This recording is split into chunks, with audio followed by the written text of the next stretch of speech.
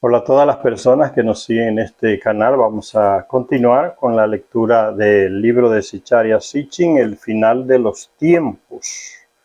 La última parte veíamos que Gilgamesh, aquel rey de ahí de una ciudad de Mesopotamia llamada Uruk o Erek, como se le dice en el Antiguo Testamento. Ese rey era hijo de una mujer Anunnaki, de Nibiru, y el papá era un rey aquí terrestre. Entonces tenía como 2/3 partes del ADN o del DNA de esa raza,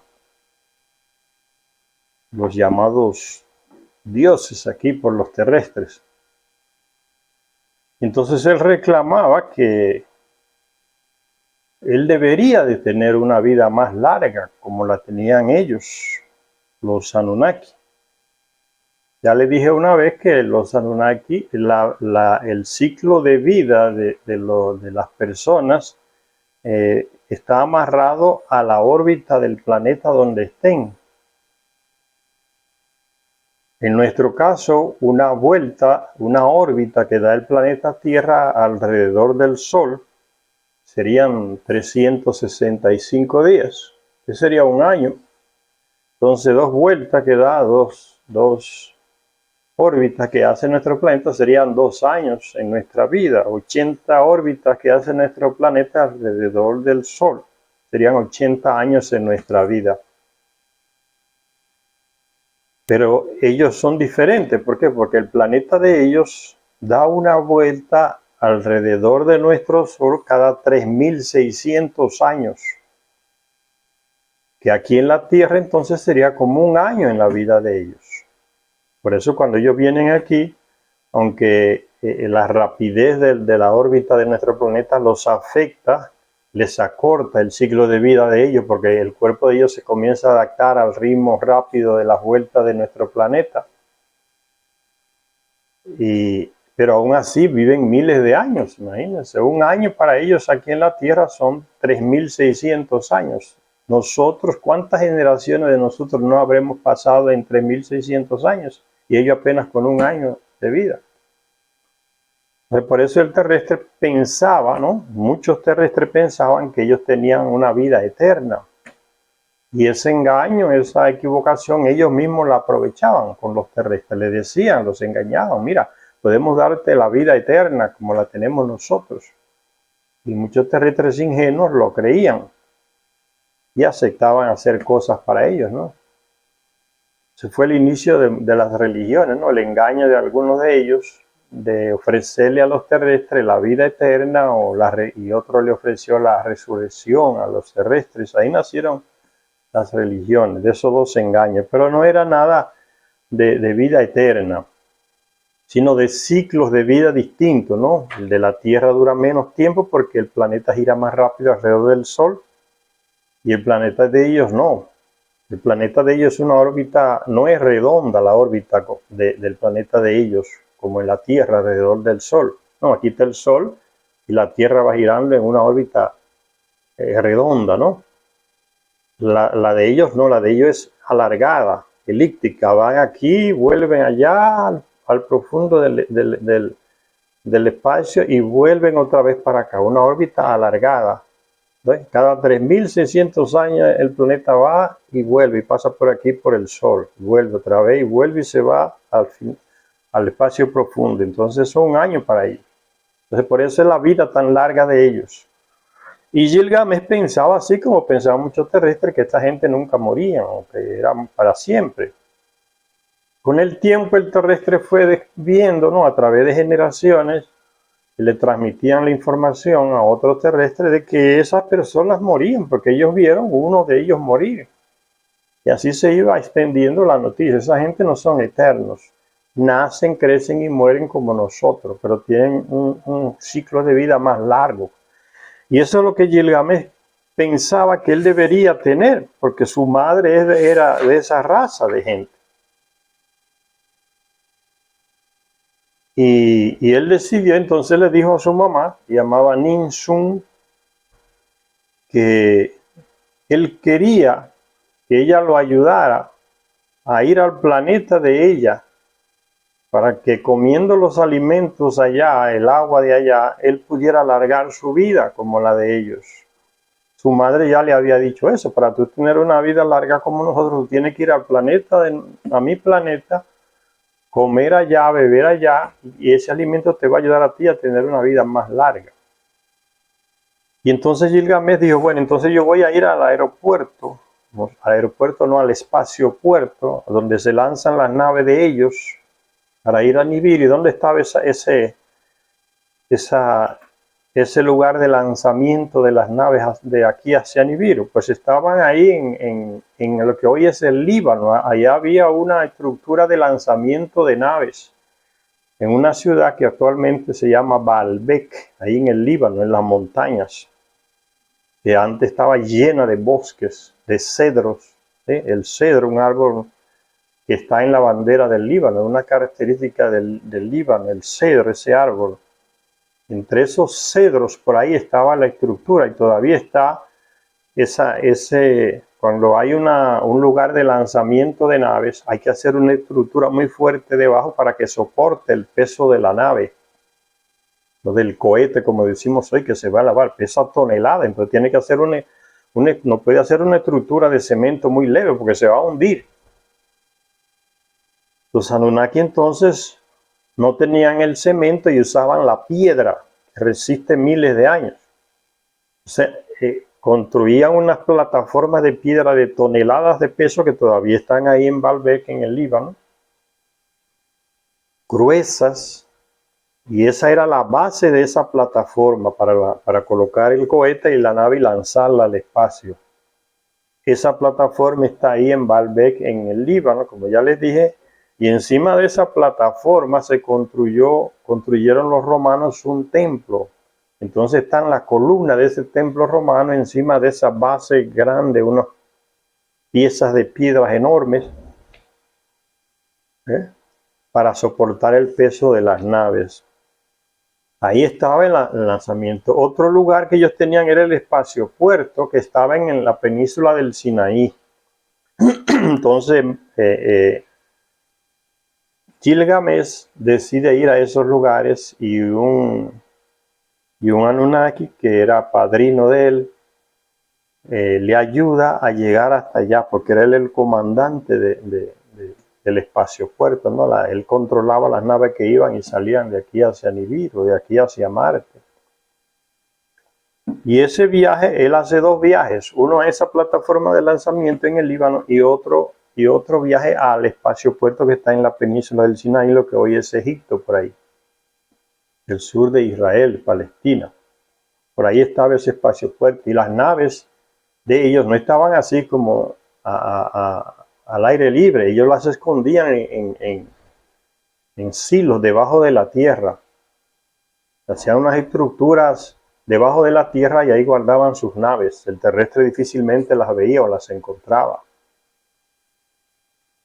Entonces, de esos viajes no va a hablar ahora Secharia Sitchin, de esos viajes que hizo Gilgamesh, procurando, como él creía, una vida muy larga, una vida eterna que él pensaba. La mamá de Gilgamesh, Ninsun, le dio la razón cuando Gilgamesh reclamó de por qué él no podía tener una vida larga como ellos, y no tan corta como la de los terrestres, porque ella veía que sus amigos morían muy rápido. Es como hoy, ¿no? Hay gente que ya a los 60, a los 50 muere. Es una vida muy breve. Otros llegan a los 100, 200 y tantos por ahí. Pero 100 años, 60 años, 50 años es un poco tiempo, muy poco tiempo. Y él veía eso y dice: yo también voy a tener ese destino, voy a morir tan rápido. Entonces dice que la mamá le dijo a ese rey, Gilgamesh le dio la razón por esa inquietud que él tenía de buscar cómo ir al planeta Nibiru para tener esa vida más larga. Ella le dio la razón, pero le dijo que la aparente inmortalidad no era real. Aparente inmortalidad de los dioses era en realidad una longevidad, o sea, un tiempo de vida, debido al largo periodo orbital de su planeta. alrededor del Sol. Para conseguir tal longevidad, tendría Gilgamesh que reunirse con los llamados dioses en Nibiru, o sea, visitar el planeta Nibiru, como ya les expliqué. Y para ello tendría que ir hasta el lugar donde las naves espaciales ascendían y descendían del espaciopuerto, ¿no? O el lugar de lanzamiento de las naves. Aunque advertido de los peligros del viaje, el viaje es peligroso primero porque los Anunnaki en esos lugares donde salían y entraban esas naves, el terrestre tenía prohibido entrar a esos lugares. Los Anunnaki no compartían su tecnología con los terrestres. Entonces, para uno llegar a esa plataforma que estaba en el Líbano o al espaciopuerto que está en el Sinaí, la península de Sinaí, había estaba todo vigilado, controlado, protegido, para que ningún intruso entrara. Y los Anunnaki ya conocían la tecnología de los robots, de los drones que hoy tenemos. Entonces, esos lugares estaban vigilados por robots y por drones que podían matar a cualquiera que no fuera Anunnaki. Ya estaban programados para disparar y matar, identificar a cualquier persona que no fuera Anunnaki. Es como cuando usted programa un animal, un perro, para que ataque solo a la gente de piel negra o a la gente de piel blanca. Y el animal hace eso, de que ve a una gente de piel blanca o piel negra, está adiestrado para atacar. Entonces es más fácil hacer eso con un robot, ¿no? Es solo meterle un programa para que ataque a una persona que no es de la raza nuestra, que no es Anunnaki, sino terrestre. Entonces el robot lo identifica inmediatamente, o el dron tiene memoria artificial que le han colocado, identificaba y disparaba y mataba a cualquier terrestre que entraba en esos territorios sin el permiso del Anunnaki, que era la autoridad en esos lugares. Es el peligro que ellos tomaron. Dice, aunque advertido de los peligros del viaje, Gilgamesh estaba decidido a ir. Y se decía a sí mismo, si fracaso, al menos se me recordará como aquel que lo intentó. Ante la insistencia de su madre, accedió a llevar con él a un doble artificial. Su madre insistió para que él no hiciera el viaje solo, que era un viaje muy peligroso, ella lo sabía, por las protecciones que los Anunnaki le tenían sobre esos lugares, la prohibición contra los terrestres. Entonces ella le rogó y le rogó hasta que él accedió, y para que un ser creado artificialmente lo acompañara, lo que hoy llamaríamos un androide. Pero no un androide de esos de diseño y cosas, un androide que tiene una capacidad que hoy ni la podemos imaginar todavía, con los avances científicos que tienen hoy. Parecían humanos. Tan perfectos esos androides que hacía, sobre todo Enki, que era el mayor científico de ellos aquí en la Tierra, construía unos androides que el mismo Anunnaki que lo veía decía, pero tú eres terrestre o eres Anunnaki. Porque era una perfección tremenda en ciencia. Entonces Enki le construyó un androide. Era como un hombre casi del tamaño de Gilgamesh, casi de 3 metros, que Gilgamesh era un gigante de 3 metros ya. Un rey poderosísimo, ¿no? Tenía sangre Anunnaki, que crecen 3 metros y 4 los Anunnaki. Diferente a los terrestres, crecen más bajos. Porque la madre de él, como ya le dije, era de la raza de los Anunnaki, era Anunnaki.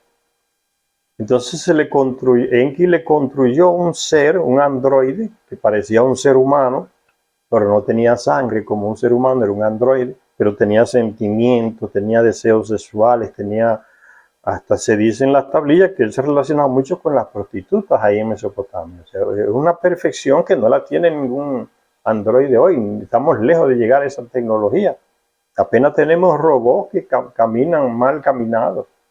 Vamos avanzando hacia allá, pero entonces se le llamaba Enkidu, que en sumerio significa criatura de Enki, que fue Enki que lo construyó. Y varias veces está en las tablillas que Enki construye ese tipo de personajes para alguna misión. Entonces él aceptó que ese personaje lo acompañara. porque lo iba a ayudar entonces en esa misión, a enfrentar los peligros que podían surgir. La madre insistió hasta que Gilgamesh accedió a llevar con él a un doble artificial, ¿ve? Un doble artificial muy parecido con él en tamaño, en fuerza, pero que es artificial, llamado Enkidu, que significaba por Enki hecho,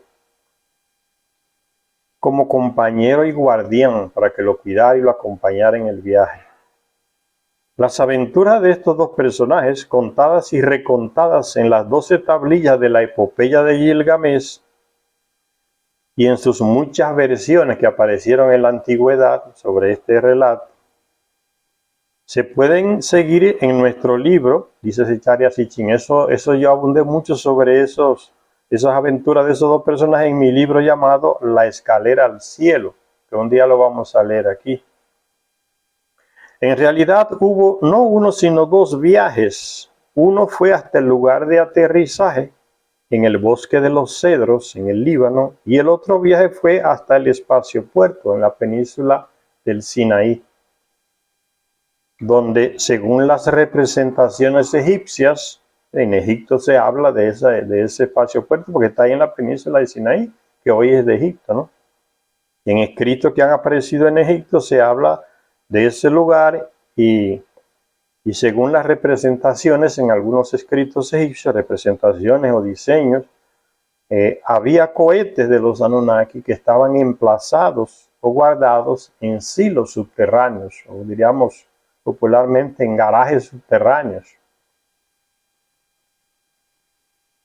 En el primer viaje al bosque de los cedros en el Líbano, recuérdense que él está ahí en Mesopotamia, lo que hoy es Irak. En el primer viaje al bosque de los cedros en el Líbano, hacia el año 2860 a.C., fue hizo el rey ese primer viaje, 2860 años antes de Cristo, o sea, un personaje histórico. Esto no es leyenda, esto no es mitología, estos son hechos históricos. En el 2860 a.C., Gilgamesh y Enkidu recibieron la ayuda del dios Shamash, o sea, el Anunnaki, que se encargaba de comandar esos lugares donde estaban las naves, tanto el espaciopuerto como el lugar del lanzamiento de las naves. Entonces ese comandante era padrino de Gilgamesh y él lo ayudó. Con la ayuda del dios Shamash, padrino de Gilgamesh, ese Shamash también en Sumeria se le llamaba Utu, que era hermano gemelo de Inanna. Y los dos eran hijos de un primer hijo de Enki aquí en la tierra llamado Nannar-Sin. Ese Utu Shamash, padrino de Gilgamesh, le ayudó y la ida fue relativamente rápida y fácil, no tuvieron más grandes complicaciones. Después de llegar al bosque, presenciaron durante la noche el lanzamiento de un cohete de los Anunnaki. Nunca lo habían presenciado, que el terrestre no tenía, difícilmente podía ver esos lanzamientos. El terrestre estaba lejos de esos lugares, el terrestre. Y dice que Gilgamesh por primera vez, junto con su amigo artificial, vio un cohete de los Anunnaki elevándose. Y él lo narra desde su conocimiento que tiene. Dice el texto antiguo que Gilgamesh, al ver aquello, dijo: la visión que tuve fue completamente aterradora. Hoy la gente ve un cohete que se va al cielo y no le dice nada a nadie, ¿no? La gente que tiene internet manda cohetes alrededor de la Tierra y para que manden la señal. La China manda cohetes a la Luna, Estados Unidos, Japón, Rusia. Entonces ya Europa, ya nadie se vuelve loco porque ven un cohete, una nave que va al espacio y vuelve aquí otra vez. Pero en esa época que no se conocía eso, fíjense cómo él dice: la visión que tuve fue completamente aterradora. O sea, lo que yo vi fue aterrador.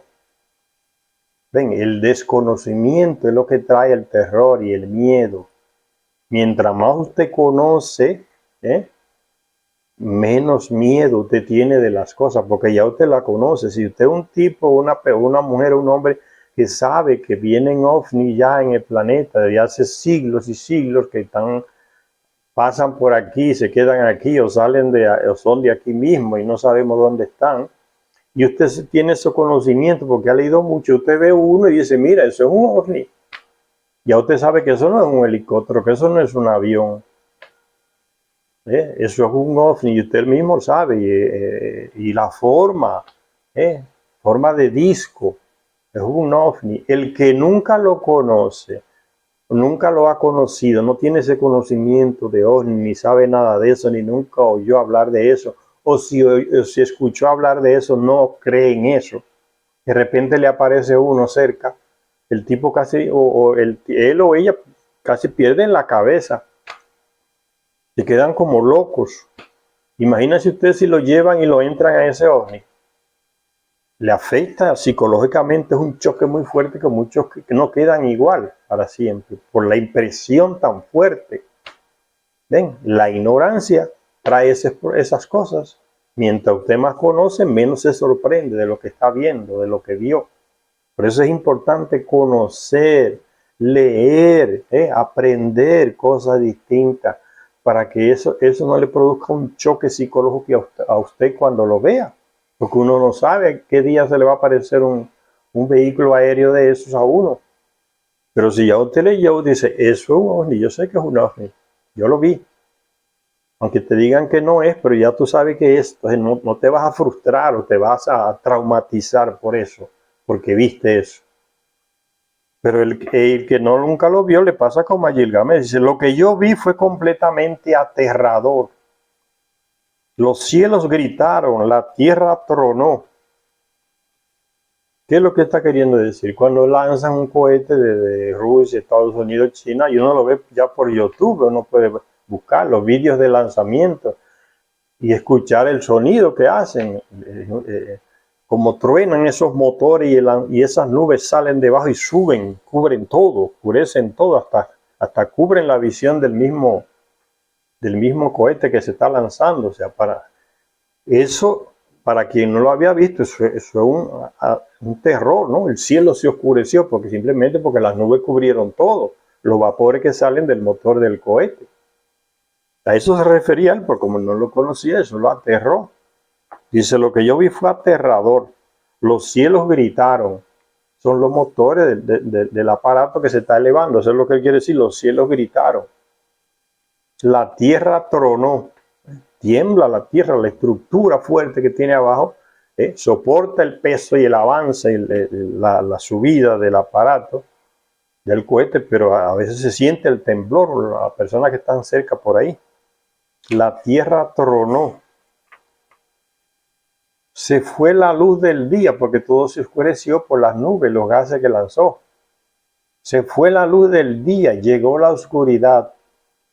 Un relámpago brilló, una llama se encendió. Cuando sale el cohete, sale el humo, la nube de humo que tapa todo, lo oscurece todo, como él dice. Y el fuego de los motores, la llama que sale de los motores, es como si estuviese encendiendo el espacio, el aire, el cielo, ¿no? Un relámpago brilló, una llama se encendió. Las nubes se hincharon, llovió muerte.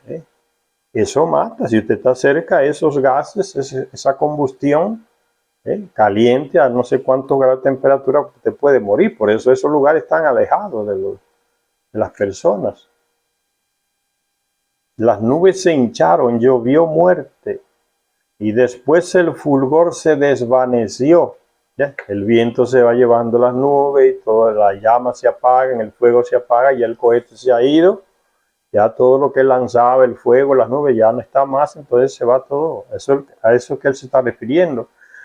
Después el fulgor se desvaneció, el fuego se apagó, y todo lo que había caído se había convertido en ceniza. ¿Sí? Para quien no vio, nunca vio, es una cosa aterradora. Para quien ya conoce, eso es normal. Un cohete que se elevó. No le ponen ni atención a algunos detalles.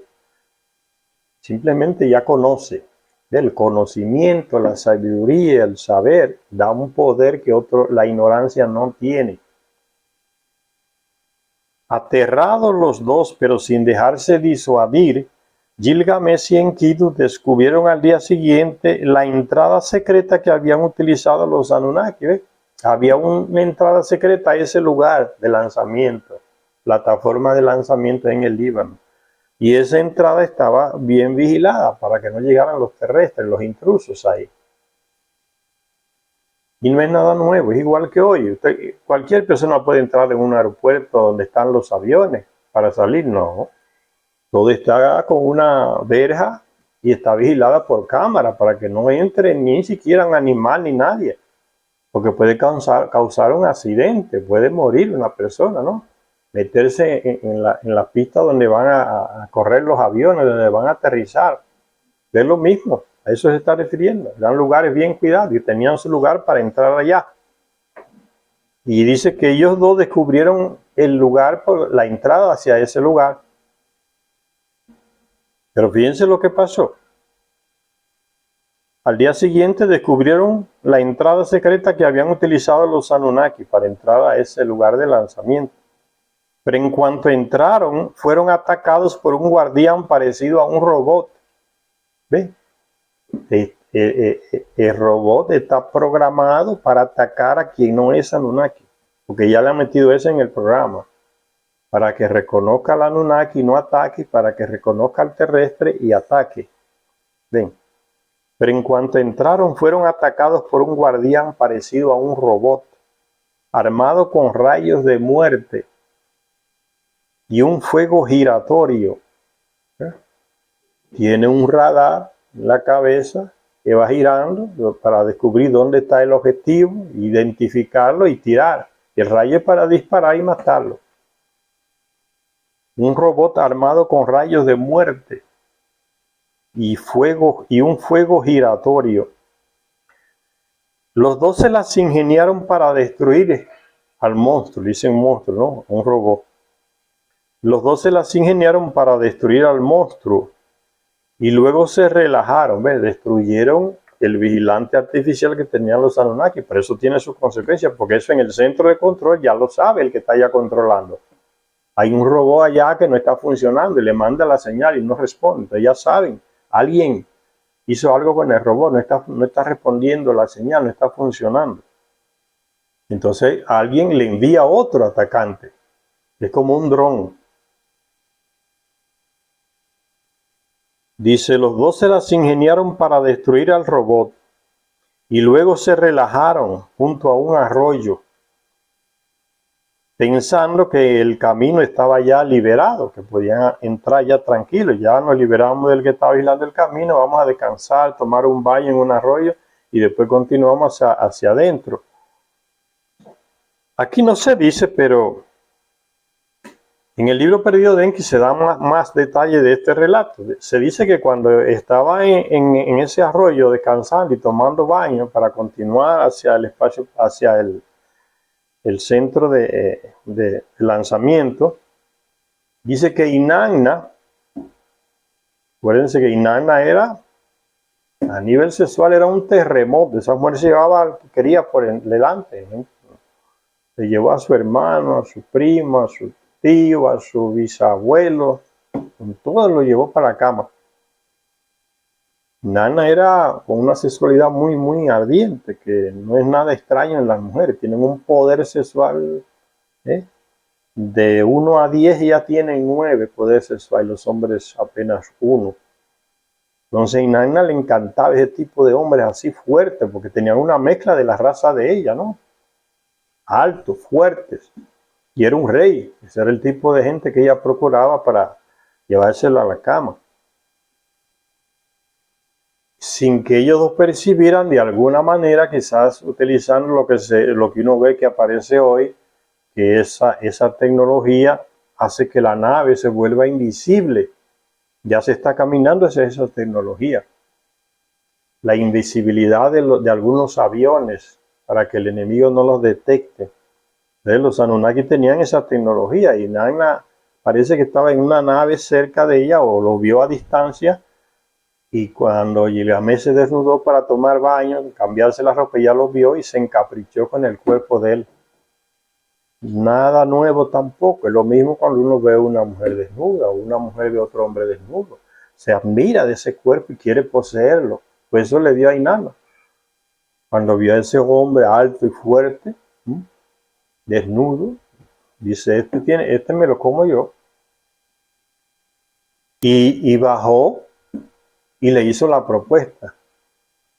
Estoy hablando de lo que dice el libro de Perdido de Enki, que ya leímos aquí. Aquí no se dice, pero le estoy completando el detalle. Y ella le dijo, Gilgamesh, ven, yo quiero ser tu mujer y que tú seas mi hombre. O sea, acuéstate conmigo, vamos a tener relaciones. Eso es lo que le está diciendo. Pero Gilgamesh hace lo que ninguna mujer en el mundo casi aguanta y se va tranquila. No sé por qué, si es psicología femenina o qué es. Pero cualquier mujer que uno le haga eso, un hombre siempre se molesta. Quizá porque ya tienen en la cabeza que si ellas proponen, si ellas se ofrecen, el hombre no puede rechazar, porque ella controla con su cuerpo la mente del hombre. Entonces crecen con ese sentimiento, con esa mentalidad, y cuando ven eso no realizado se molestan. Y eso sigue pasando al día de hoy con muchas mujeres, ¿no? Un hombre la rechaza y dice, no quiero nada contigo. Y entonces ahí que se le mete más fuerza a ella para insistir, porque es el que la está rechazando, es el que ella busca con más fuerza, como para imponer su deseo. Y Gilgamesh le dice, yo no acepto tu proposición, porque yo te conozco, Inanna. ¿A cuál de los tantos hombres que tú has tenido no lo has desechado después como un zapato viejo? Recuérdense que Inanna es Anunnaki. Si ella se casa con un terrestre, ¿no? El terrestre va a envejecer a los 80, pero ella sigue nuevecita. Entonces lo desecha y busca otro más joven. Porque ella era así, agarraba a uno, lo aprovechaba, cuando se cansaba de ese buscaba a otro. Eso es lo que Gilgamesh le está. Y eso se conocía en toda Sumeria. Ella era así con los hombres. Y Gilgamesh, que conocía esa situación de Inanna, le dice, yo no voy contigo, no, a mí tú no me vas a llevar para la cama, porque yo sé lo que tú haces con los hombres. ¿A cuál de los que tú has tenido, después que lo usas, no lo trata como un zapato viejo y lo desechas? Eso le llenó de rabia a Inanna y se puso y le pidió a su abuelo Enlil que le mandara un dron y lo matara a él y a Enkidu. Porque la rechazó. Una mujer que ningún terrestre se atrevía a rechazarla, o ninguno de lo que ella procuraba se atrevía a rechazarla. Porque también era guerrera, era peligrosa esa mujer. Bueno, siguen las mismas actitudes hoy en muchas mujeres. Cuando son rechazadas por un hombre, comienzan a insultarlo. Tú eres un maricón, a ti te gustan solo los hombres, y por ahí le sueltan un monte de basura encima, simplemente porque le dicen, no, conmigo tú no vas a ir a la cama.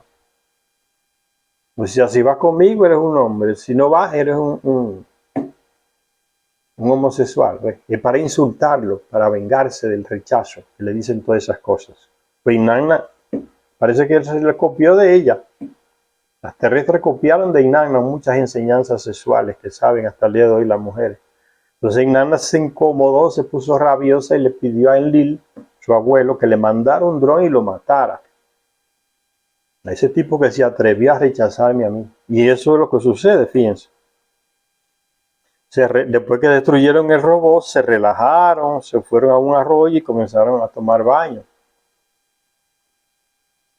pensando que el camino estaba ya libre. Pero cuando se aventuraron en lo más profundo del bosque de cedros, apareció un nuevo desafío, el toro del cielo. Ese fue el que Inanna le pidió a Enlil que le enviara un dron llamado el toro del cielo. Y es que el símbolo de Enlil es el toro, ¿no? La constelación del toro es símbolo de Enlil, entonces el toro lo identificaba a él. No es que él era un toro, era una persona como nosotros, pero tenía esos símbolos que se le atribuían a él. Y le envía ese toro del cielo, ese es un dron. Y dice Sichariya Sitchin, desgraciadamente la sexta tablilla Sí, ya Sicharya Sitchin nos dijo que son 7 las tablillas, no, 12 tablillas en las que se cuenta esa epopeya de Gilgamesh. Entonces nos dice aquí, desgraciadamente la 6ª tablilla de la epopeya de Gilgamesh está demasiado dañada, corrompida, deteriorada, como para que se puedan leer bien las líneas en las que se describe a la criatura, cómo era esa criatura, el toro del cielo, si era un dron, si era un disco, sea lo que fuera. Entonces esa parte de la tablilla se corrompió, se dañó. Para leer bien las líneas, dice, desgraciadamente la 6ª tablilla de la epopeya está demasiado deteriorada como para que se puedan leer bien las líneas en las que se describe a la criatura llamada toro del cielo y la batalla mantenida con ella. Las partes legibles de esa tablilla dejan claro que los 2 camaradas huyeron para salvar la vida. Ella no es un robot que lo va a enfrentar en la tierra, ahora es un dron de encima. Es difícil você luchar con un dron cuando você no tenga un armamento, apenas una espada y un cuchillo. No enfrentar con esas 2 cosas a un robot que está en el cielo, que está en el aire y lo puede mandar un rayo de encima. O sea, está indefenso prácticamente. Lo único que lo salva a usted es esconderse o a echar a correr y salir del punto de vista del dron, que no lo vea. Dice, las partes legibles de esta tablilla dejan claro que los 2 camaradas, o sea, Gilgamesh y su amigo Enkidu, huyeron para salvar la vida, mientras el toro del cielo les perseguía durante todo el viaje. Ven, era un dron. Se fueron corriendo, se devolvieron para Uruk. Estaban ahí en el Líbano y se volvieron para Irak, ahí donde hoy es Irak, corriendo de nuevo el camino de regreso, porque este aparato no paraba de perseguirlos por el aire. Corrieron durante todo el viaje de regreso a Uruk, la ciudad donde reinaba Gilgamesh, y ya en Uruk, Enkidu se las ingenió para matar al monstruo. No se dice cómo, pero consiguieron capturar ese dron y lo despedazaron. El texto se vuelve a ser legible y eso tendría su consecuencia, ¿no? Destruyeron el robot y destruyeron el dron. Entonces, para los Anunnaki eso no va a pasar así por nada. Va a tener que pagar, alguien va a tener que pagar por eso. El texto se vuelve a ser legible donde Gilgamesh, la tablilla vuelve a conseguir leerse porque ya no está deteriorada.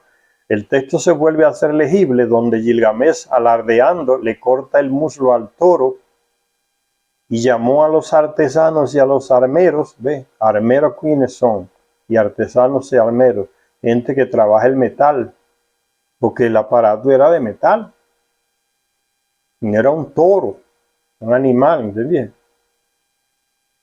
Puede ser que tuviese esa forma. Y Gilgamesh, alardeando, le corta el muslo al toro y llamó a los artesanos y a los armeros de Uruk para que admiraran los cuernos del toro. El texto sugiere que eran artificiales, era un robot, fundidos con 30 minas de lapislázuli, es una piedra preciosa, lapislázuli, todavía existe. Fundidos con 30 minas de lapislázuli. La mina es una unidad de peso, una medida de peso, ¿no? Que se usaba en Grecia también. Mina. Fundidos con 30 minas de lapislázuli, recubiertos con una capa de 2 dedos de espesor. Tecnología Anunnaki, no la tenían los terrestres. Hasta que no se descubra otra tablilla con las líneas ilegibles intactas, no podremos estar seguros de si el símbolo celeste de Enlil en el bosque de cedros era un toro de verdad o era un dron o un robot en forma de toro. Pero por lo que se dice aquí, que llamó a los artesanos y vio que uno de los muslos del animal tenía, del toro, el cielo ese, no era artificial. Entonces ahí se desprende que era un robot, un tipo de robot, pero no el tipo que tenemos hoy, una cosa muy sofisticada que todavía no tenemos esa tecnología. Hasta que no se descubra otra tablilla con las líneas ilegibles intactas, no podremos estar seguros de si el símbolo celeste de Enlil en el bosque de cedros era un toro de verdad, especialmente seleccionado, decorado y embellecido con oro y piedras preciosas, o era una criatura robótica, dice Sicharias, un monstruo artificial. Lo que sí que sabemos con certeza es que al matarlo, Inanna o Ishtar, en su morada, elevó un lamento. Fue ella que pidió a Enlil, envíale ese toro del cielo, que los mate a los dos. Rabiosa, ¿no? Porque fue rechazada en sus insinuaciones sexuales a Gilgamesh.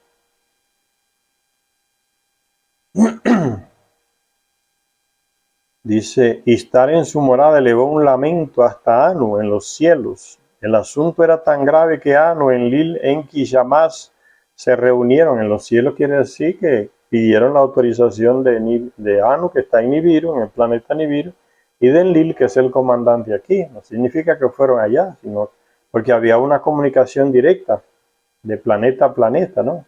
Tecnología que tenían ellos, todavía a veces nosotros ni la tenemos. Se va avanzando, ya del centro de acá se pueden comunicar con lo que están allá en la órbita terrestre, en una nave. Ya sería, y ya se pueden los técnicos comunicar con una nave que está alrededor de Saturno, o que va por Urano, que salió del sistema solar, pues solo ir en control vía computadora y se comunica con la nave. Vamos siguiendo la misma tecnología de ellos. Pero ellos ya tienen eso muy desarrollado, ¿no? Comunicación espacial directa. Por eso se dice que se habla con Anu, que está ahí con Enlil, que es el comandante aquí.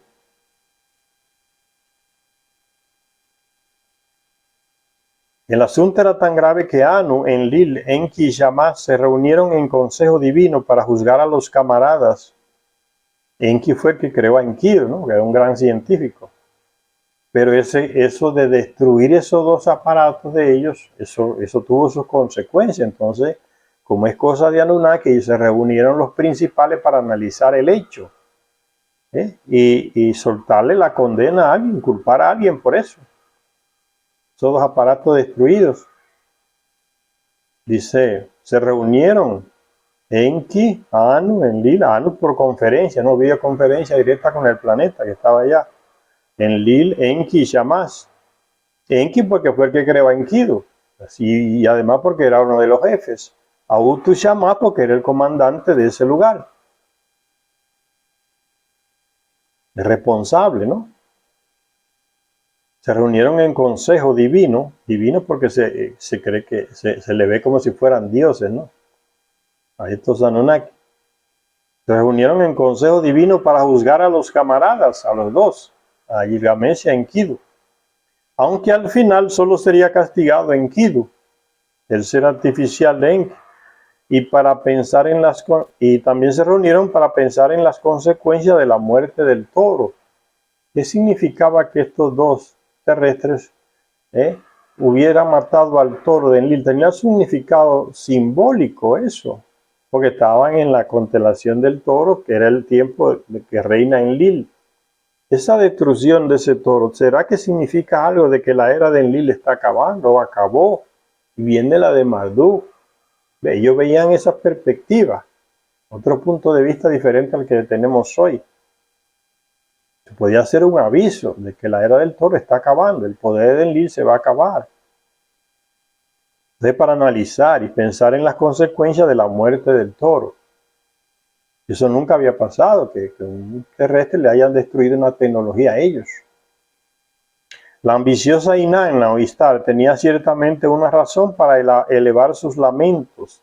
La invulnerabilidad de la era de Enlil se había roto, simbólicamente, y la era en sí se había acortado al cercenársele el muslo al toro. Sabemos por fuentes egipcias, en Egipto también se habla de ese hecho en algunos documentos. Sabemos por fuentes egipcias, entre las que hay representaciones pictóricas en papiros astronómicos, que el simbolismo de la muerte del toro, el simbolismo de la muerte, ¿será que eso simboliza algo? ¿Será que la constelación del toro ya está pasando? Tiene la del cordero, que sería el reinado de Marduk. El simbolismo de la muerte del toro no le pasó por alto a Marduk, que entendió con ello que también en los cielos la era del Enlil se había cortado y llegaba la era del Cordero, que es la era en que él debería de reinar, quitarle el mando a Enlil y a sus descendientes. Los enlilitas no se tomaron a la ligera el intento de Marduk de crear unas instalaciones espaciales alternativas. El tipo está atrás del poder. Ya le hablamos de la torre que él se construyó en su ciudad, ahí en Babilonia, en Babel, o Babili, como le decían en sumerio. Porque como él no conseguía capturar el espacio fuerte en la península del Sinaí, ni la torre de lanzamiento aquí en el Líbano, porque hoy es el Líbano, él dijo, entonces voy a hacer una ciudad aquí, cerca de estos territorios aquí, cerca de estos lugares, aunque este territorio es de Enlil, no me importa, la voy a hacer aquí, la levantó y la construyó, y también iba a construir su centro de lanzamiento en su ciudad, para no depender de aquel que estaba en el Sinaí ni el que estaba en el Líbano. Entonces era un plan que él tenía, y en ese hecho que hace Gilgamesh y su amigo de matar el toro, dice, eso simbólicamente significa que la era del Enlil está acabando. Se está cortando, le cortaron un muslo al toro, entonces le queda poco tiempo, menos vida tiene. Los enlilitas, o sea, seguidores de Enlil, no se tomaron a la ligera el intento de Marduk de crear unas instalaciones espaciales alternativas, lo que la Biblia le llama la Torre de Babel, pero lo saca de contexto. Instalaciones espaciales alternativas. Las evidencias sugieren que Enlil y Ninurta, su hijo, nacido en Nibiru, pero que vino acá, estaban preocupados con la creación de sus propias instalaciones espaciales en el otro extremo de la tierra. Ya temían que Marduk un día se iba a apropiar del espacio puerto del Sinaí y de la torre de lanzamiento ahí en el Líbano. Un día él va y un día se va a apropiar. Lo previeron en Lili y Ninurta, que es su hijo primero, también el heredero.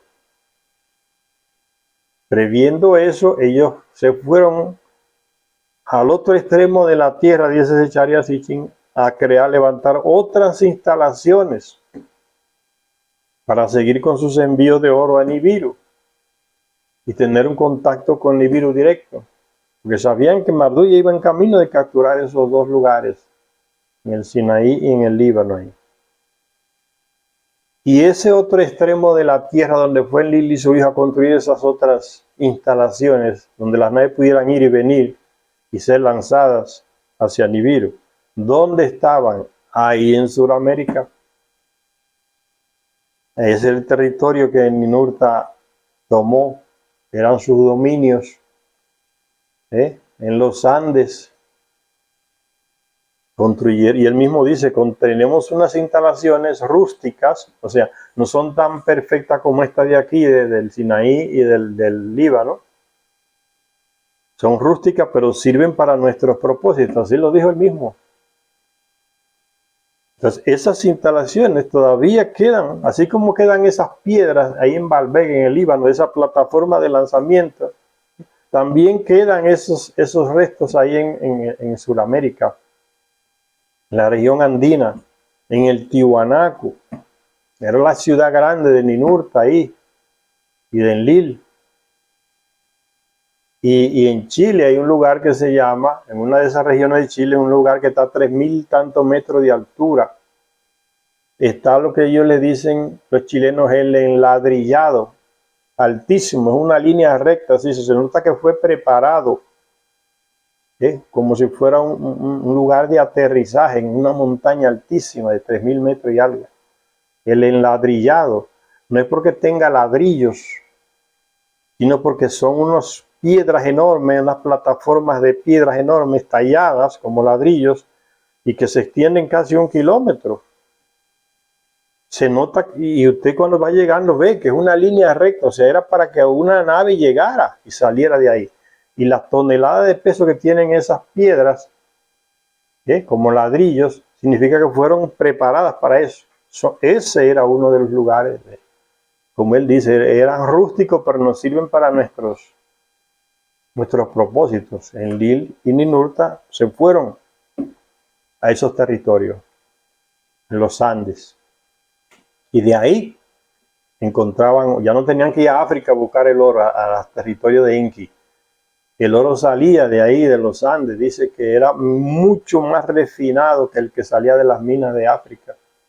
Refinadísimo, más limpio, y que solo había que capturarlo en pepitas, porque los ríos que descendían de las montañas de los Andes traían todas las pepitas hacia abajo, solamente había que recogerlas, y para eso usaban a muchos terrestres ahí en los Andes, y llenaban esas naves y de ahí se iban a Nibiru con el oro. ¿Ves? Enlil y Ninurta, ahí en Sudamérica. Esto es historia, no es leyenda, no es mitología como estos idiotas europeos han querido meter por la cabeza, ¿no?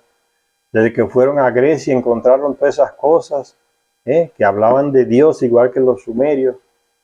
Inmediatamente uno de ellos, ingleses allá alemanes, le metieron el nombre. Eso es mitología, eso es leyenda, eso tiene que ver con dioses y religiones. No entendieron ni pío de esas cosas. Y siguieron con esa propaganda falsa de que esas son leyendas y mitologías. No, y todavía hasta el día de hoy se le dice mitología griega, mitología de la India, mitología todo eso lo inventaron los europeos. Por malicia y por ignorancia. Por no aceptar que esos documentos son históricos. Y para desinformar conscientemente. Que son leyendas, que son mitologías. Es mentira, Y Zecharia Sitchin constantemente, no soy yo que lo digo, es Zecharia Sitchin que es el especialista en estas cosas. Constantemente dice, eso no es leyenda, eso no es mitología, son hechos históricos. Y lo demuestra a través de sus libros. No es que dice nada más, lo demuestra. Dice, algunos textos antiguos sugieren que los enlilitas no se quedaron tranquilos frente a esas pretensiones de Marduk y que Enlil y Ninurta estaban preocupados con la creación de sus propias instalaciones espaciales en el otro extremo de la Tierra, aquí en América. ¿Por qué en los textos sumerios se dice poca cosa de aquí? No se menciona, porque los terrestres allá que escribieron esos textos vivían muy lejos de América. Imagínense ustedes, de Irak aquí a Sudamérica. ¿Con qué tecnología iban a viajar para tener esos contactos y que aparecieran esos escritos allá en Sumeria? Pero sin embargo aquí en el Ecuador se han encontrado, en cavernas del Ecuador, textos escritos que es el mismo idioma que usaban, la escrita que usaban los sumerios. Escritura cuneiforme, en forma de cuña. Exactamente igual, o sea, son la misma gente que están allá y están aquí, dejaron testimonios, alguien escribió, solo que los que están por acá los tienen escondidos y los que se han encontrado, normalmente los estadounidenses se lo han robado, lo tienen allá escondidos, Estados Unidos. Entonces sigue diciendo que estaban preocupados con la creación de sus propias instalaciones espaciales en el otro extremo de la Tierra, en las Américas, cerca de las fuentes de oro postdiluvianas.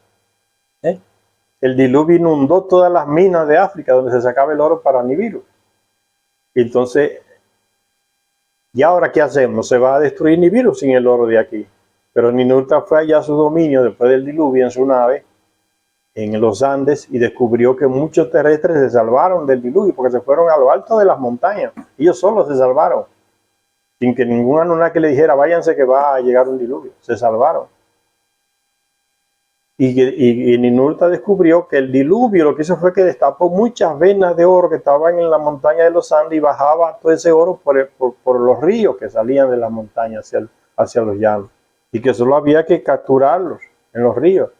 Y él se alegró mucho y le dijo, y tenemos suerte porque sobrevivieron muchos terrestres allá y ellos son los que van a extraer el oro en los ríos. No hay que meterse en las minas. ¿Sí? ¿Creen que eso es mitología? Eso fue real. Los testimonios y los restos de esas construcciones están ahí. Esas fueron las principales fuentes de oro después del diluvio. El diluvio sepultó las de África, como le dije, las minas de África, pero lo que hizo fue que sacó a flote las minas de los Andes, el oro de los Andes. Esta ausencia de Enlil y Ninurta, que ya no estaban ahí en Mesopotamia, por eso Marduk y su gente estaban haciendo y deshaciendo, porque Ninurta y Enlil ya estaban haciendo su dominio por acá. Esta ausencia, junto con el incidente del toro del cielo, trajo un periodo de inestabilidad y de confusión en el corazón de Mesopotamia, que se vio sometido a incursiones bélicas de los países vecinos, los gutíos o gutios, y luego los elamitas, llegaron desde el este de Mesopotamia. Esas montañas que hay por ahí caminando hacia Turquía, hacia Irán, de esos lugares por ahí, los montes Sargos, de ahí, de esos lugares, había muchas tribus por ahí que eran orientadas y formadas por Ninurta. Bajaron hacia la llanura de Mesopotamia y comenzaron a atacar, hasta que fueron conquistando casi todas esas ciudades de la llanura, porque ya Enlil y Ninurta no estaban ahí en esa región, estaban por acá en su nuevo dominio. Le importaba más allá esto lo que había por acá. Primero porque había oro, que eso fue que ellos vinieron aquí al planeta a llevarse oro para tapar el agujero de la atmósfera de su planeta. Entonces aquí estaba el oro y ellos se desentendieron más de Mesopotamia. No era esencial ya para ellos. Aquí tenían instalaciones espaciales también, entonces no se ausentaban constantemente ya de Mesopotamia. Entonces eso lo aprovecharon muchas tribus de las montañas, como les dije por ahí, lo que es Turquía y Irán, que bajaban de esa montaña a atacar las ciudades del valle, que es Mesopotamia, es una gran llanura. Si Mesopotamia se vio sometida a incursiones bélicas de los países vecinos, los gutíos y luego los elamitas llegaron desde el este, y pueblos de lengua semita acudieron desde el oeste. Pero mientras los del este adoraban a los mismos dioses enlilitas, que era gente que había sido formados por Ninurta por ahí, mientras los del este adoraban a los mismos dioses enlilitas que los sumerios, los amurru, o sea, los occidentales que venían de por aquí, de lo que hoy es el Líbano, Israel, Palestina, esos lugares por ahí, le decían los occidentales, los amurru, eran diferentes. A lo largo de las costas del mar superior, o sea, el mar Mediterráneo, en las tierras de los cananeos, la gente daba culto a los dioses enquiitas de Enki, que tenía sus territorios en Egipto. Eran del clan contrario, el clan de Enki. Ahí se encuentran las semillas, quizás hasta nuestros días, de las guerras santas, emprendidas en nombre de un dios, que ya se relata en el Antiguo Testamento, ¿no? Esa gente, esos que llamados el pueblo escogido por ese tal Yahvé, y guerra, y matando gente, y son primos lejanos, y quemando ciudades, arrasando ciudades, para ellos establecerse, o sea, en el lenguaje popular, robando tierra a otros que ya estaban ahí para ellos establecerse, en el lenguaje del pueblo, así que se dice. Eso significa conquistar, que es una palabra refinada, era entrar a matar, a robar, a quemar, a estuprar, a violar, para quedarse con esos territorios que ya estaban ocupados, en nombre de un tal Dios, que dice en la Biblia que es Yahvé. Bueno, ahí se encuentran las semillas, dice Secharias, y quizás hasta nuestros días, de las guerras santas emprendidas en nombre de Dios en el Antiguo Testamento.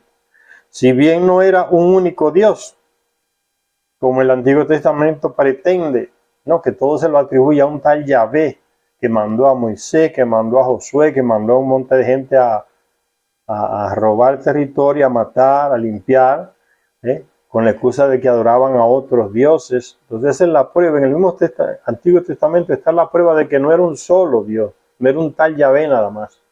Porque todos esos lugares seguían a sus dioses, que eran Anunnaki. Le llamaban dioses.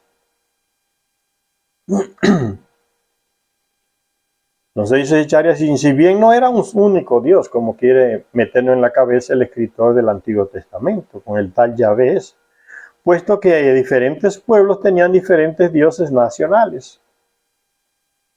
Cada Anunnaki tenía una ciudad donde él era tratado como si fuera un dios, se le levantaba un edificio grande que los terrestres le llamaban de templo, ¿no? Inanna tuvo una brillante idea, que quizás pudiera describirse como: si no puedes luchar contra ellos, invítalos a entrar. No puedes vencer a tu enemigo, busca otra táctica, invítalo, gánatelo como amigo. Eso es lo que está queriendo decir. Eso viene de ellos, de los Anunnaki, esa técnica. Si no puedes luchar contra ellos, invítalos a entrar. Un día, mientras deambulaba por entre las nubes en su cámara celeste, un tipo de nave pequeña que cabía una o dos personas o tres como máximo, cámara celeste se le decían allá en Sumeria, a esa nave. Mientras deambulaba, a Inanna le encantaba, porque era piloto, ¿no? Le encantaba andar en su pequeña nave, andando el mundo entero, por aquí, para allá, aparecía por aquí, porque no tenía más nada que hacer. Quería el poder y no lo conseguía, se dedicaba a viajar para aquí y para allá. Los Anunnaki eran vagos porque el terrestre le hacía todo. Para eso lo crearon. Entonces ellos no tenían muchas cosas que hacer, se dedicaban a esas cosas. Esta en concreto, Inanna se dedicaba a ir para aquí y para allá, donde había un hombre que le gustaba, bajaba y se lo comía. O le daba un hijo, que era nombrado rey a veces de un lugar, y así hacía, se pasaba la vida en esa manera. Dice: un día, mientras Inanna deambulaba por entre las nubes en su cámara celeste, alrededor del año 2360 a.C., no es mitología, es historia, hasta la fecha, la da Charia Sitchin. Eso sucedió alrededor de 2360 años antes de Cristo. En una de esas idas y venidas de ella, andando por aquí y por allá, aterrizó en un jardín junto a un hombre dormido, del que acabó encaprichándose. Que los Anunnaki tienen una tecnología que todavía hoy no la tenemos, pero que los ovnis que se ven hoy, mucha gente que ha entrado allá ha sido llevada dentro de esos ovnis. Dicen que esa gente la tienen, esa tecnología. Que fuera del planeta ellos le enseñan una cámara, una tela, como de un computador, y se ve hasta el cuarto donde tú dormías, la cama, la ropa que tienes en la cama, aquí en la Tierra. Y el terrestre no tiene esa tecnología todavía. Es la potencia de ese telescopio, diríamos hoy. Fuera del planeta ven lo que tú tienes hasta debajo de la cama. Esa tecnología nos está diciendo que ya la tenía. Inanna la usó viajando por aquí por allá en su nave. Allá abajo descubrió un hombre y se aterrizó en un jardín junto a un hombre dormido, del que acabó encaprichándose. Ella lo vio de encima. Amor casi desnudo, durmiendo. Y como era su costumbre, vio el cuerpazo de ese hombre y se encaprizó. No, este tiene que ser mío. Y bajó ahí en el jardín y descendió en el jardín en su nave. Dice: aterrizó en un jardín junto a un hombre dormido, del que acabó encaprichándose. A Inanna le gustaba el sexo y le gustaba aquel hombre. Era un occidental, pues hablaba una lengua semita, de los lados por ahí del Líbano, de Israel, de Palestina, de esos lados, un occidental. Entonces a los orientales llaman lo que son de Mesopotamia, para allá. Irak, Irán y esos lugares hoy. Era un occidental, pues hablaba una lengua semita, que no era de Mesopotamia. Como escribiría este hombre posteriormente en sus memorias, él no sabía quién había sido su padre, pero sabía que su madre era una Entu, una sacerdotisa de uno de esos Anunnaki llamado Dios, que lo depositó esa mujer, después que lo tuvo a ese hijo, en una cesta de mimbre, una especie de hierba tejida, ¿no? En una cesta de mimbre en las aguas de un río ahí, llegando así al jardín que cuidaba Atki, el irrigador, algún cuidador del jardín de una casa de un Anunnaki, el irrigador, así, ahí llegó la cesta que la mamá colocó en el río, el cual lo crió como si de su propio hijo fuera. ¿A qué se le parece esto a los que han leído la Biblia? Al Moisés. Cómo se complementan los relatos, ¿no? Moisés, que la mamá, por miedo a que el faraón de Egipto estaba matando a todos los niños de esa tribu, le llamaban los ibris, hebreos. La mamá tuvo a Moisés y por miedo a que lo mataran, lo escondió en una cesta, lo tapó bien, le echó argamasa para que la cesta no le entrara agua y se hundiera, y lo soltó en el río, pero lo soltó en un lugar que ya sabía que la cesta iba a pasar por el frente del palacio y a la hora donde se bañaba la princesa egipcia.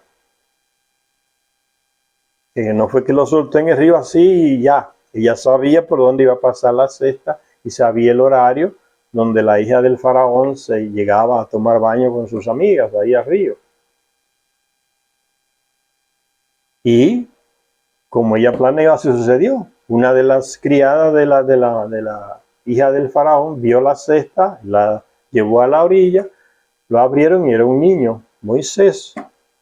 Como la princesa no tenía hijos, el faraón no tenía herederos masculinos, ella tomó el niño y lo crió en el palacio. Moisés, ahí está en el Nuevo Testamento, en el Antiguo Testamento, solo tienen que leerlo, ¿ves? Miles de años antes se da esa misma escena, ¿ven? En Mesopotamia, con Inanna.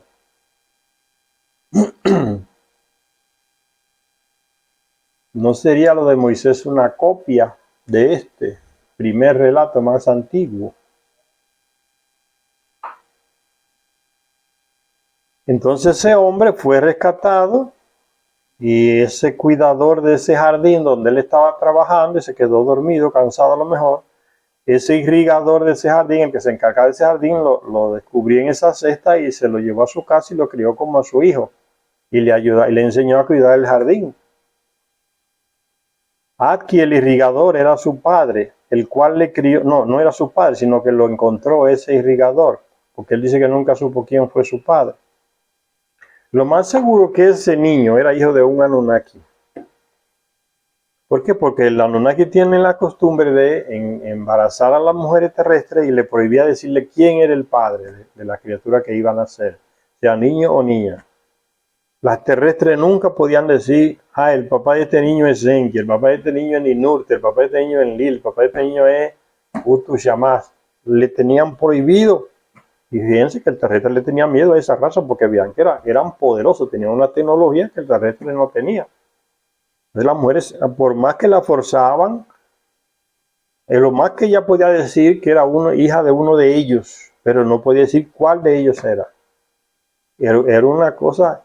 Igual pasó con Alejandro Magno, que era hijo de Marduk. La mujer nunca pudo decir de quién era. Interesante que la madre de Alejandro dice lo mismo, sucedió con ella lo mismo que sucedió miles de años antes con la madre de Jesucristo, de Jesús, con María, que dice que es un rayo de luz. Aparece en los retratos de la Edad Media por ahí, a María arrodillada en una habitación y el rayo de luz que desciende de un ovni, ha pintado el ovni ya redonda. Ya con ese rayo quedó embarazada María. Y lo mismo dice la madre decía la madre Alejandro, que ella fue embarazada por un rayo de luz que entró a su habitación. Tecnología que no es cosa de milagro ni de Dios, es tecnología, Señor. Y hoy ya se ve cuántos ovnis, ¿no? Lanzan una luz hacia abajo y se llevan vacas, las elevan a través de ese rayo de luz, vacas, animales y otro tipo, personas. Y mandan personas del ovni hacia abajo y lo suben de nuevo. Y eso se ve en los vídeos.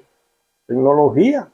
Ya la tenían los Anunnaki. No es nada normal, ni cosa del infierno, ni de Dios, ni de nada. Tecnología diferente. Entonces, como ya les dije, a Inanna le gustaba agarrar y comerse a esos hombres que tenían esa mezcla de sangre y que podía, ella misma después los elegía reyes de esos lugares. O sea, ella seleccionaba a las personas. No era que se comía cualquier hombre, no, ella seleccionaba el tipo que era. De esta clase social, tiene sangre Anunnaki, tiene sangre real, como se dice hoy. A ese sí, ese va a ser mío. Y después lo hago rey. Y así sucedió. Y ya lo hacía rey ¿para qué? Para dominarlo. Y dominar a través de ese maniquí, que lo ponía ahí como rey. Esa era la técnica de Inanna, que se sigue hasta el día de hoy. ¿Cuántos presidentes no son comprados por los grandes empresarios, por Estados Unidos, por los banqueros? Le pagan la campaña escondida, le dan todo el dinero que tiene y llega a la presidencia y le devuelve el favor a esa gente. Detrás de él, ellos son el poder. Viene de acá, ¿ves? Y Inanna hacía eso. Se los comía en la cama. Después, cuando grande, los nombraba rey de ese lugar. Por detrás de él mandaba ella, que era enferma con el poder, Inanna. Y usaba el sexo para llegar a ese objetivo, que era el poder. Entonces Inanna le gustó ese hombre, se encaprichó también con él. Y ese mismo hombre escribe y dice que él no conocía a su padre, pero que su madre era una sacerdotisa del templo. O sea, eran mujeres que estaban en la casa del Anunnaki, que le servían al Anunnaki. Y que a veces tenían relaciones con un rey o con un Anunnaki, pero no podían decir el nombre. Entonces ese hombre tenía algo de esa característica y Inanna también lo colocó en su lista. Dice, él no sabía quién era su padre. Un Anunnaki, pero le prohibió a la mujer, a la sacerdotisa, que lo dijera, porque en la casa del Anunnaki había sacerdotes y sacerdotisas. Todos eran servidores del Anunnaki. Eso era, no era nada de Dios ni nada. Eran servidores del Anunnaki. Y las sacerdotisas eran las mujeres que le servían sexualmente a los Anunnaki. Y eran hombres. Y los sacerdotes le servían a las mujeres Anunnaki. En sus necesidades sexuales. De ahí nacían los futuros reyes. Y esta sacerdotisa entonces estaba al servicio de ese Dios, ahí en el templo, ahí en la residencia de él. Tuvo ese hijo y lo escondió. Dice, él mismo, ese hijo cuando creció, dice que él no conoció nunca a su padre, pero que su madre era una sacerdotisa. La posibilidad de que este hombre fuerte y hermoso pudiera ser el hijo no reconocido de un Dios, ¿ves? Y ya así se invade por la misma línea que le estoy explicando. La posibilidad de que este hombre fuerte y hermoso pudiera ser el hijo no reconocido de un Dios fue suficiente para que Inanna recomendara al resto de dioses que fuera este hombre, ese Amurru, que era occidental, no era de Mesopotamia, que fuera él el próximo rey del país, ahí en Mesopotamia. Ven, lo voy a nombrar rey, me lo comí en la cama, lo nombro rey y después yo gobierno a través de él. Él me obedece lo que yo le mando.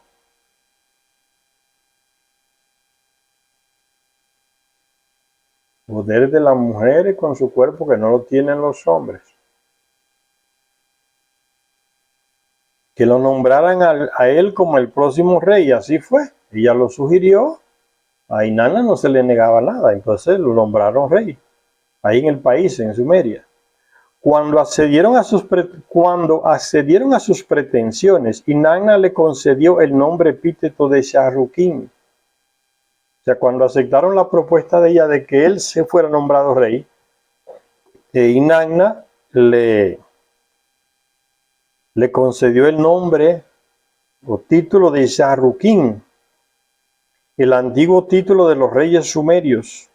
Al no proceder de ningún linaje real sumerio reconocido con anterioridad, no podía ascender al trono en ninguna de las capitales antiguas de Mesopotamia, de Sumeria. ¿Qué hizo Inanna? Por lo que se construyó una nueva ciudad para él, para que fuera su capital. Esa ciudad se le llamó Agadé, que significa ciudad unidad, ciudad unión. Es el mismo nombre que el primer rey de Nibiru le puso a la ciudad real en Nibiru. Según nos dice Enki en el libro perdido de Enki, en Nibiru, antes de ser lo que era, lo que es ahora, existía como aquí en la tierra muchas tribus. Cada una tenía su líder, su jefe. Llegó un tiempo que esas tribus comenzaron a guerrear por territorios, a matarse una entre otras. Se fue perfeccionando las armas y cada día se mataban más con esas armas perfeccionadas. ¿Sí?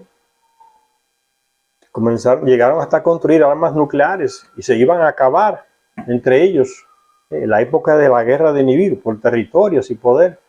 Y dice Enki que llegó un tiempo en que el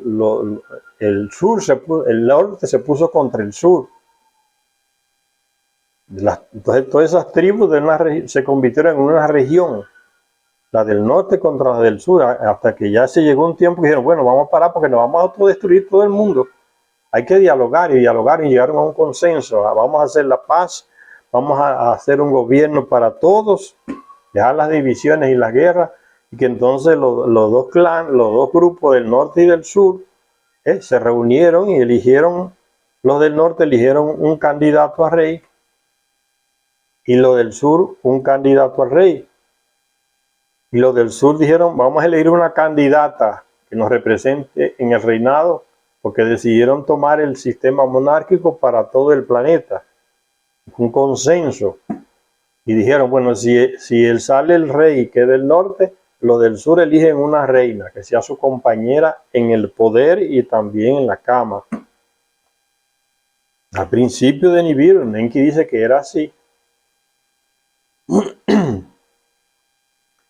Y el primero que salió electo o elegido fue un hombre que era del norte, pero los del sur lo aceptaron y nombraron una reina, una mujer. Entonces, el primer hombre, rey de Nibiru, fue uno de la región del norte. Y él, lo primero que hizo fue mandarse a construir una ciudad que uniera a los dos reinos, que se le llamaba la ciudad unidad, que uniera al norte y al sur, fuera como el centro, porque él iba a gobernar en nombre de todos el planeta. Entonces se construyó esa capital, que era como la capital de todo el planeta, y le puso el nombre ¿cuál? Agadé, ciudad unidad. Ven cómo se repite aquí en la tierra lo que ellos trajeron del Nibiru. A este rey se le construye la ciudad, ayudado por Inanna, para que él sea rey, tenga legitimidad, comande una capital, y entonces le pone el nombre de Agadé. Eso lo sugirió Inanna, que sabe la historia de su plan de Nibiru. Se llamó Agadé, ciudad unión. No es extraño que en los relatos los llamados dioses de los países del norte, allá en Noruega, Suecia y Finlandia, en esos países por ahí del norte, las llamadas mitologías griegas hablan de un dios que se llamaba Odín, que tenía un hijo que se llamaba Thor, que Thor tenía un martillo, que tenía unos poderes enormes, y que la ciudad donde reinaba ese Odín, ¿cómo se llamaba? Agadé, son la misma gente, y se volvieron tradiciones en la mente de esos terrestres por ahí, Agadé, donde reinaba ese Odín, el rey de esos países nórdicos de allá. Que los europeos le llaman todo eso, no, eso es mitología, mitología. Entonces le puso Agadé a esa ciudad. Ciudad Unión, con el mismo significado que la capital de Nibiru. En los libros de texto llaman a este rey Sargón de Akkad, porque fundó esa ciudad, Agade o Akkad, y ahí tenía su propio idioma. ¿Qué? Se construyó lo que no se había construido antes, un imperio a partir de esa ciudad. O sea, un imperio que significa que todos esos reinos que habían en Mesopotamia tuvieron que someterse a ese único rey ahí en Akkad o Agade, que era Sharrukin, o sea, el elegido por Inanna, Sargón, se le decía también, Sargón I. Fue la primera vez que entre los terrestres se crea ese sistema de imperio, ¿no? Que controla varios reinados, como el imperio de Estados Unidos hoy, ¿no? Controla varios países que tienen su presidente, pero son colonias de Estados Unidos, sobre todo los europeos, ¿no? Entonces Agade o Agad o Akkad, ahí en el sur de Mesopotamia, fue ese centro de ese rey que reinó y conquistó y mató y robó para tener más territorio con el apoyo y la ayuda de Inanna. Ella gobernaba por detrás. Por eso a esa época de ese rey Sargón, que era amante de Inanna, se le conoce como la época de Inanna o de Istar, que le llamaban también a Inanna, porque ella controló todo a través de ese hombre que conquistó muchos territorios de Mesopotamia, casi hasta Egipto. Sharrukin. En los libros de texto llaman a este rey Sargón de Akkad, y a su lengua semita se la denomina lengua acadia. Su reino, que añadió al antiguo Sumer nuevas provincias en el norte y en el noroeste, se le llamó Sumer y Akkad, el reino que él fundó. La próxima lectura vamos a hablar un poco de este primer rey de un imperio terrestre llamado Sargón I o Sharrukin, amante de Inanna, lo que él hizo en nombre de Inanna, desde su ciudad que fundó ahí, Agade o Akkad. Para que esta lectura no se haga muy larga, entonces vamos a terminar en esta parte aquí. Gracias a todos y a todos los que nos ven en este canal. Hasta la próxima lectura.